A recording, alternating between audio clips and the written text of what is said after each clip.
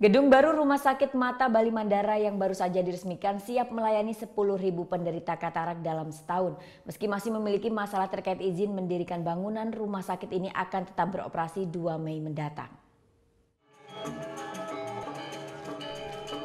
Gubernur Bali Made Mangkupastika Rabu siang kemarin meresmikan gedung baru Rumah Sakit Mata Bali Mandara di Jalan Angsoka, Denpasar. Gedung baru ini dilengkapi berbagai peralatan canggih untuk mengobati berbagai macam penyakit mata, khususnya katarak. 8 ruang operasi ini mampu melayani sekitar 10.000 penderita katarak dalam kurun waktu setahun. Pastika berharap dalam 5 tahun mendatang penderita katarak di Bali jauh menurun. Sementara terkait polemik IMB yang tak kunjung usai, pengelola rumah sakit tetap akan mulai beroperasi 2 Mei mendatang. Yang lebih penting IMB atau orang buta yang ditolong. Mari kita berpikir begitu, tidak usah berpikir terlalu formalistik. Rumah Sakit Mata Bali Mandara ini juga siap menerima pasien dari luar Bali, khususnya wilayah Indonesia Timur. Muhammad Hasanuddin melaporkan untuk NET.